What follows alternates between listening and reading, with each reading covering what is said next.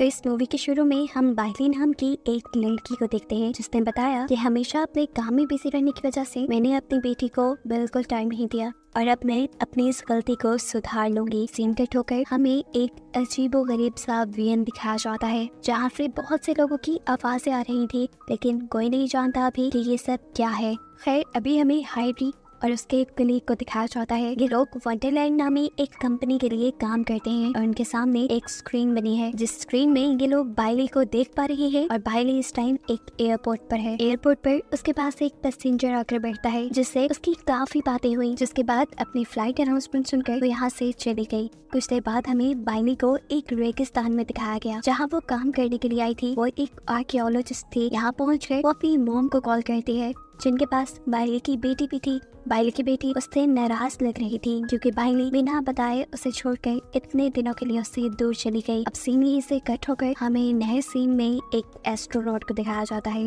वो अपनी सैटेलाइट से ही जमीन पर जोंगिन नामी लड़की को कॉल करता है। ये उसकी गर्लफ्रेंड थी। वो उससे बहुत प्यार करता था और बहुत ख्याल रखता था, यहाँ तक कि इतना दूर बैठे हुए भी वो उसे जगाता भी था। उसकी मेडिसिन और हर छोटी छोटी चीज का ख्याल रखते हुए वो उसे इन चीजों को याद दिलाता था। ये लड़का ही नहीं बल्कि जियोंगिन भी उससे बहुत प्यार करती है। वो एयर होस्टेस है। ऐसे में उसे बहुत से लोग ऐसे मिले जिन्होंने उसे प्रपोज किया, लेकिन उसने किसी का प्रपोजल कबूल नहीं किया। वो सालों से अपने बॉयफ्रेंड का वापस जमीन पे आने का वेट कर रही है। सीन यहीं से चेंज होता है और हम उस एस्ट्रोनॉट को हॉस्पिटल में देखते हैं। हमें मालूम हुआ कि एक एक्सीडेंट की वजह से ये एस्ट्रोनॉट कोमा में जा चुका था। सबसे बड़ा सच यहाँ ये रिवील हुआ कि जियोंगिन जिससे बातें करती है वो हकीकत में उसका असल फियांसी नहीं है, वो उसके फियांसी का एक AI वर्जन है। तो अब कहानी में ट्विस्ट ये है कि इस मूवी में एक वंडरलैंड नामी कंपनी है जिसकी एम्प्लॉय हाइरी और उसके साथी से हम पहले मिल भी चुके हैं। ये दोनों मिलकर उन इंसानों की AI वर्जन बनाते हैं जो इंसान या तो मर गए हों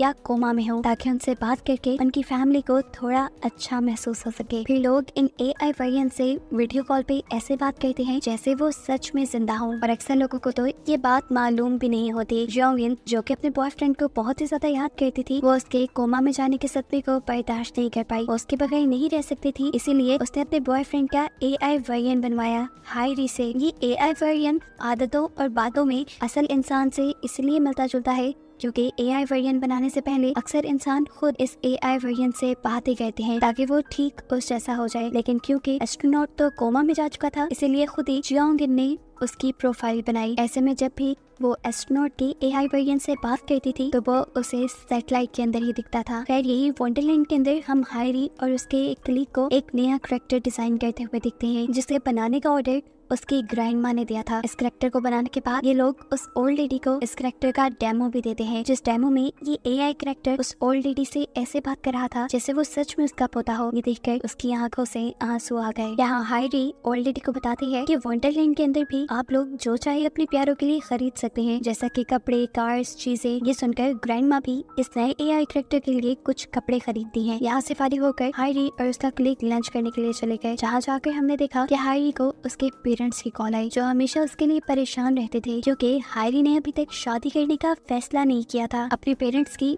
रोज रोज की इन बातों से हाइरी तंग आ चुकी थी। उसके काम पे भी फर्क पड़ता था, इसीलिए हाइरी की क्लिक ने उसका फेक बॉयफ्रेंड बनने का डिसाइड किया। इसके बाद हमें इन चारों को एक साथ डिनर करते दिखाया जाता है, लेकिन इस टाइम हाइरी के पेरेंट्स वीडियो कॉल पे थे। सीन कट होकर हमें जियोंगिन को दिखाया जाता है जिसे हॉस्पिटल से ये खुशखबरी मिली कि उसके बॉयफ्रेंड को होश आ गया था, वो कोमा से निकल आया है। उसके होश में आने से जियोंगिन की खुशी का ठिकाना ही नहीं रहा था। अब उसे अपने बॉयफ्रेंड की AI वर्जन की भी जरूरत नहीं रही थी, इसीलिए वो उसकी AI वर्जन को भी बंद कर देती है।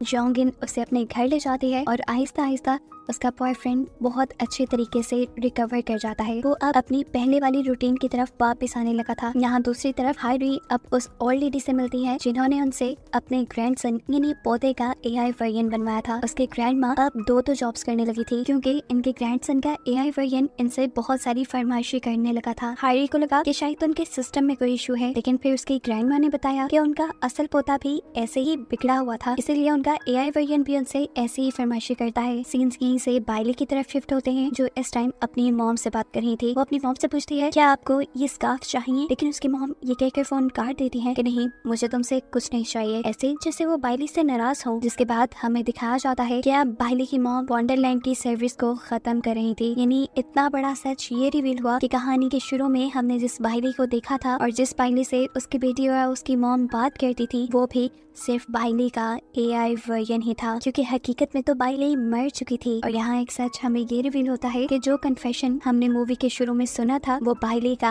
अपना ही था। बाइली ने खुद वंडरलैंड की ये सब्सक्रिप्शन ली थी ताकि वो मरने के बाद भी अपनी बेटी को माँ की कमी महसूस होने ना दे। अब सीन वंडरलैंड की वर्चुअल दुनिया के अंदर शिफ्ट होते हैं, जहाँ बाइली को दिखाया जा रहा है। बाइली के पीछे वही इंसान है जिसे हमने बाइली के साथ एयरपोर्ट पे भी देखा था। यहाँ ये वर्चुअल सिस्टम वाली बाइली उस लड़के से अपनी प्रॉब्लम शेयर करती है कि उसकी मॉम पिछले कई दिनों से उसकी कॉल रिसीव नहीं कर रही। वो लड़के से कहती है मुझे लगता है कि ये सब सच नहीं है। इनकी बातों के दौरान यहाँ कोई बाइली के सामने बैठे हुए लड़के को आवाज देता है और लड़का यहाँ से चला जाता है। हम देखते हैं कि उस लड़के को असल में हायरी ने बुलाया था, वो भी असल दुनिया में। ऐसे हमें ये बात मालूम हुई कि ये लड़का अभी जिंदा था और जिंदा इंसानों के भी वंडरलैंड AI वर्जन बना लिया करती थी। इस लड़के ने खुद अपना AI वर्जन बनवाया था ताकि वो वंडरलैंड के अंदर जा सके, क्योंकि उसे बाइली से बहुत ज्यादा प्यार था, वो उसके साथ रहना चाहता था और ये एक ही तरीका था उसके पास कि वो किसी तरह बाइली के साथ रह सके, जो वंडरलैंड में जाकर मुमकिन हो पाया। यहाँ दूसरी तरफ जियोंगिन को लगने लगा था कि कोमा से वापस आने के बाद उसका बॉयफ्रेंड काफी अजीब बिहेव करने लगा है। वो उसका पहले की तरह ख्याल नहीं रखता, अब पार्टीज करने लगा है और उससे काफी दूर हो गया है। उसे तो AI वर्जन वाले अपने बॉयफ्रेंड की आदत हो गई थी, जो उसे जगाता था, उसे मेडिसिन याद करवाता था, उसका ख्याल रखता था। इन सभी चीजों से तंग आकर वो भी दोबारा उसके AI वर्जन को एक्टिवेट कर लेती है। यहाँ दूसरी तरफ हम देखते हैं कि बाइली का फोन उसकी बेटी ने उठा लिया था। बाइली अपनी बेटी से बात करती है और उसे बताती है कि कुछ दिन बाद वो घर वापस आने वाली है। ये सुनकर फौरन उसकी ग्रैंडमा यहाँ आई और उस बच्चे के हाथ से फोन पकड़कर बाइली का फोन काट दिया। वो नहीं चाहती थी कि उनकी बेटी किसी झूठी उम्मीद में जिए। वो जानती थी कि बाइली यहाँ वापस कभी नहीं आ सकती, इसीलिए अब उन्होंने फैसला किया कि वो बाइली की बेटी को अपने गाँव ले जाएंगी ताकि अपनी कजिन्स के साथ बिजी होकर उसे अपनी मॉम को बोलने में आसानी हो। ये बात वर्चुअल दुनिया में बाइली सुन चुकी थी और उसके बात सुनते ही वहाँ उसकी वर्चुअल दुनिया में आग लग जाती है। सीन कट होकर हमें उस जवान बच्चे के AI वर्जन को दिखाया जाता है जिसे उसकी ग्रैंडमा ने बनवाया था। उसे बताया जाता है कि अब उसका सब्सक्रिप्शन खत्म हो रहा है, उसे अब इस AI दुनिया में डिलीट कर दिया जाएगा, यानी मार दिया जाएगा, क्योंकि अब उसकी ग्रैंडमा जिंदा नहीं रही जिसके लिए उसे बनाया गया था। दूसरी तरफ जियोंगिन के बॉयफ्रेंड को भी ये बात पता चल जाती है कि जियोंगिन उसमें इंटरेस्ट छोड़कर उसके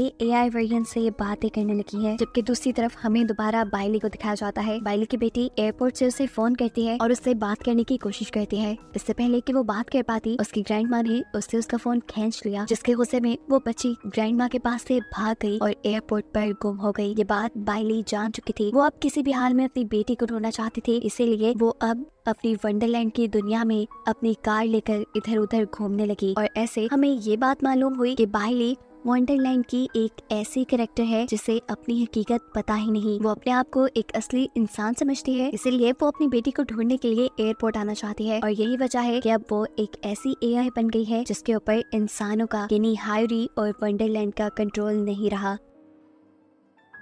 और अब ना चाहते हुए भी बाइली बहुत सारे लोगों के AI वर्जन को हैक कर रही थी। वो असली दुनिया में जाकर अपनी बेटी को ढूंढना चाहती थी, लेकिन ऐसा मुमकिन नहीं था। उसकी दुनिया में उसके सामने बहुत सारे पहाड़ तबाह हो रहे थे, आग लग रही थी और उसके रास्ते में और भी मुश्किलें आ रही थी, जिसका मतलब था कि वंडरलैंड का सिस्टम क्रैक हो रहा है। दिखाया जाता है कि बाइली अपने सामने आने वाली फायरवॉल को तोड़कर अंदर चली गई, यानी वो वंडरलैंड के ऑपरेटिंग सिस्टम के अंदर चली गई। और इस जगह बाइली को मालूम होता है कि वो सिर्फ एक AI प्रोग्राम है, जबकि असल दुनिया में हम देखते हैं कि हायरी और उसका क्लीक पूरे सिस्टम को रीसेट करना चाह रहा था, क्योंकि अगर रीसेट ना किया जाता उस सिस्टम को तो बाइली बहुत ज्यादा नुकसान पहुंचा देती सिस्टम को। सिस्टम को रीसेट करते हुए एकदम से हायरी को स्क्रीन के ऊपर बाइली नजर आती है। हायरी को ऐसा लगता है कि जैसे बाइली उसे कुछ बताने की कोशिश कर रही है, इसीलिए वो कुछ देर के लिए पूरा का पूरा सिस्टम बाइली के हाथ में दे देती है। सिस्टम के एक्सेस मिलते ही बाइली वर्चुअल दुनिया के अंदर उसी एयरपोर्ट पे पहुंच जाती है जहां उसकी बेटी गुमी थी। एयरपोर्ट पे मौजूद सभी लोगों के फोन्स हैक करके वो जियोंग इनके बॉयफ्रेंड के जरिए